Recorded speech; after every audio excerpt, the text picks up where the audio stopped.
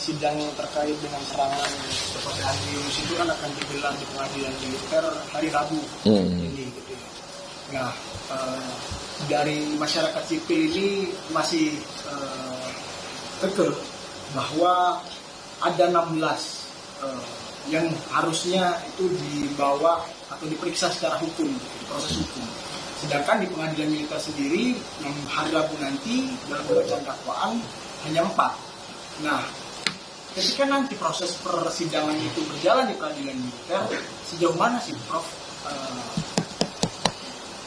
kemungkinan untuk adanya pelaku-pelaku baru atau tersangka-tersangka baru itu bisa ada nggak sih, Prof?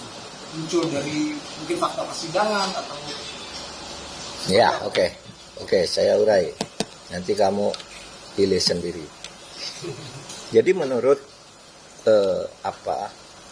Undang-Undang nomor 34 tahun 2004 ya, tentang TNI, dan juga menurut Undang-Undang Pertahanan Negara itu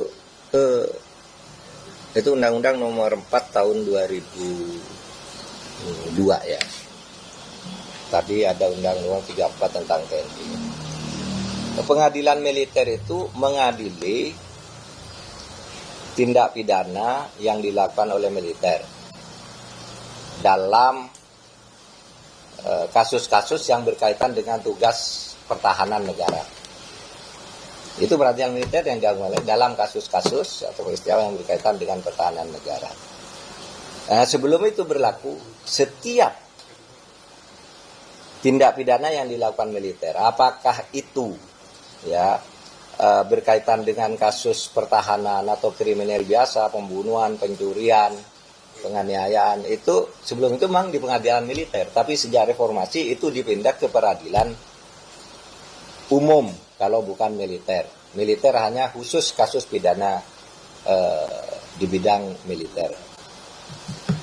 Nah, dipindahkan berdasar dua undang-undang tadi. Tetapi di situ disebutkan bahwa pemindahan wewenang mengadili kasus-kasus bukan pertahanan yang dilakukan oleh militer dan bukan militer itu dilakukan atau dipindah ke peradilan umum kalau sudah ada revisi terhadap Undang-Undang Peradilan Militer. Nah, Undang-Undang Peradilan Militer ini sampai sekarang sudah lebih dari 20 tahun sejak ada perintah itu tidak direvisi juga.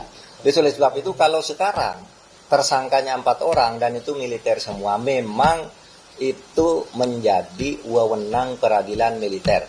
Titik. Tidak salah secara formal, menjadi wewenang peradilan. Tapi soalnya, kenapa harus hanya 4 orang? Ya kan?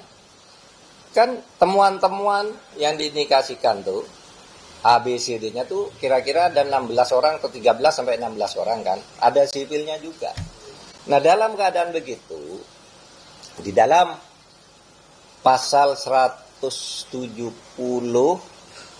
Undang-Undang KUHP yang baru kan disebutkan kalau terjadi pencampuran pelakunya melibatkan militer dan sipil, maka peradilannya koneksitas. Bagaimana peradilan koneksitas? Jika kerugian atau tindakannya lebih banyak titik beratnya di militer, maka diadili tempatnya di peradilan koneksitas ini tempatnya di pengadilan militer, tetapi hakimnya 2 dari militer, 1 dari peradilan umum. Kalau titik berat kerugiannya ada pada korban yang sipil, ya, maka peradilannya di peradilan umum, tapi ada hakim militer 1. Jadi 2 peradilan umum, 3 hakim militer. Nah, aturannya seperti itu.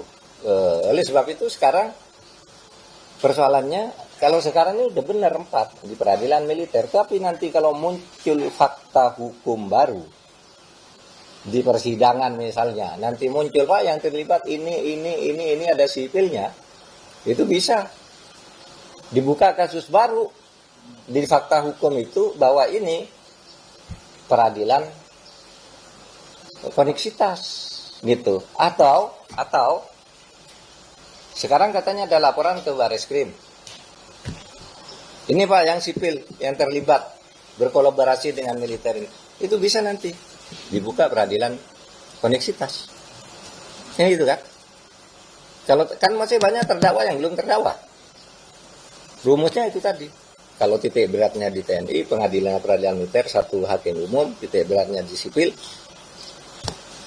2 hakim umum, peradilannya di peradilan umum dengan 2 hakim umum, 1 militer. Nah kita tunggu aja perkembangannya.